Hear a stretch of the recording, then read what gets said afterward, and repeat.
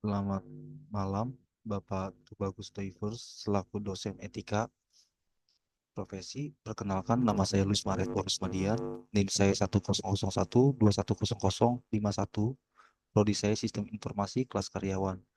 Pada kesempatan kali ini, saya akan membawakan materi tinjauan umum etika. Saya akan mulai materi ini dari dasar. Asal kata etika adalah etikos yang merupakan bahasa Yunani. Merujuk serapan bahasa Yunani tersebut, arti dari etika adalah sesuatu yang timbul dari kebiasaan. Sedangkan menurut KBBI, etika adalah ilmu tentang apa yang baik dan apa yang buruk dan tentang hak dan kewajiban moral akhlak. Baik, selanjutnya saya membahas fungsi etika yang umumnya terbagi menjadi tiga, yaitu satu, tempat untuk mendapatkan orientasi kritis yang berhadapan dengan berbagai suatu moralitas yang membingungkan. Dua, untuk menunjukkan sesuatu keterampilan intelektual, yakni suatu keterampilan untuk berargumentasi secara rasional dan kritis. Tiga, untuk orientasi etis ini diperlukan dalam mengambil suatu sikap yang wajar dalam suasana pluralisme. Selanjutnya saya akan membahas manfaat etika yang umumnya terbagi menjadi lima, yaitu satu, dapat menolong suatu pendirian dalam beragam suatu pandangan dan moral. Dua, dapat membedakan yang mana yang tidak boleh dirubah dan mana yang boleh dirubah. Tiga, dapat menyelesaikan masalah-masalah moralitas ataupun suatu sosial lainnya yang membingungkan di suatu masyarakat dengan suatu pemikiran yang sistematis dan kritis. Empat, dapat menggunakan suatu nalar sebagai dasar bijak bukan dengan suatu perasaan yang bikin merugikan banyak orang, yaitu berpikir dengan bekerja secara sistematis dan teratur. Lima, dapat menyelidiki suatu masalah sampai ke akar-akarnya bukan karena sekedar ingin tahu tanpa memperdulikannya. Selanjutnya, jenis-jenis pendekatan etika yang umumnya menjadi empat, yaitu satu, deontologi. Pendekatan ini menekankan pada kewajiban dan aturan moral. Tindakan yang benar adalah tindakan yang sesuai dengan kewajiban dan aturan moral yang berlaku tanpa memperhatikan akibat dari tindakan tersebut. Contohnya adalah kewajiban untuk tidak berbohong, tidak mencuri, dan sebagainya. Dua, teologi.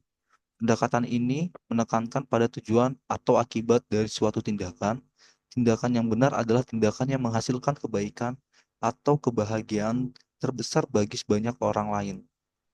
Contohnya adalah tindakan memberikan bantuan kepada orang yang membutuhkan karena tindakan tersebut menghasilkan kebaikan bagi banyak orang. Tiga, etika kebajikan. Pendekatan ini menekankan pada pengembangan karakter moral yang baik. Tindakan yang benar adalah tindakan yang dilakukan oleh orang yang memiliki karakter moral yang baik seperti jujur, adil, bertanggung jawab, dan sebagainya. Empat, etika situasional. Pendekatan ini menekankan pada konteks atau situasi dari suatu tindakan. Tindakan yang benar adalah tindakan yang paling sesuai dengan situasi yang dihadapi dengan mempertimbangkan berbagai faktor yang relevan. Lalu ada kode etik profesi. Tujuan kode etik profesi ini adalah satu, menjaga martabat dan kehormatan profesi. Kode etik ini membantu menjaga citra dan reputasi profesi di mata masyarakat. Dua, melindungi anggota profesi. Kode etik ini memberikan perlindungan bagi anggota profesi dari tuntutan yang tidak adil atau tidak pantas. Tiga, meningkatkan kualitas layanan. Dengan adanya kode etik, diharapkan anggota profesi dapat memberikan pelayanan yang berkualitas dan profesional kepada masyarakat. Empat, menciptakan hubungan yang harmonis. Kode etik membantu menciptakan hubungan yang baik antara anggota profesi dengan masyarakat, dan antara anggota profesi dengan pemerintah.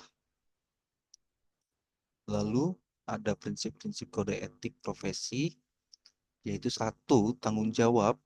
Setiap anggota profesi memiliki tanggung jawab terhadap tugas dan pekerjaannya. Dua, keadilan.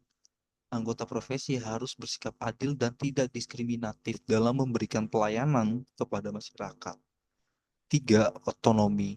Anggota profesi memiliki kebebasan dalam menjalankan profesinya, namun tetap harus bertanggung jawab atas tindakannya. Empat, kejujuran. Anggota profesi harus jujur dan terbuka dalam menjalankan profesinya. Contoh kode etik profesi adalah satu, kode etik kedokteran Indonesia mengatur tentang etika dokter dalam memberikan pelayanan medis kepada pasien, seperti kita tidak boleh berfoto kepada pasien tanpa suatu izin, karena hal ini sudah diatur dalam organisasi Ikatan Dokter Indonesia atau yang disebut dengan IDI. Dua, kode etik jurnalis mengatur tentang etika wartawan dalam mencari dan menyampaikan informasi kepada masyarakat, yang mana jurnalis tidak boleh netral, namun harus berpihak kepada kebenaran. Ketiga, kode etik akuntan mengatur tentang etika akuntan dan menyajikan laporan keuangan perusahaan, yang dimana seorang akuntan nilai jualnya adalah detail. Lalu ada tanggung jawab profesi, aspek-aspek tanggung jawab profesi, yaitu satu, tanggung jawab kepada masyarakat. Anggota profesi memiliki tanggung jawab untuk memberikan pelayanan yang terbaik kepada masyarakat. Kedua, tanggung jawab kepada profesi. Anggota profesi memiliki tanggung jawab menjaga nama baik dan reputasinya sendiri. Ketiga, tanggung jawab kepada diri sendiri. Anggota profesi memiliki tanggung jawab untuk mengembangkan diri dan meningkatkan kompetensinya. Baik, sekiranya hanya itu saja, tetapi secara luas, kode etik ini pengertiannya secara gamblang adalah suatu sistem norma dan aturan tertulis yang mengatur perilaku dan etika suatu profesi tertentu. Kode etik ini menjadi panduan bagi anggota profesi dalam menjalankan tugas dan tanggung jawabnya. Demikian presentasi saya, Bapak Tubagus. Terima kasih.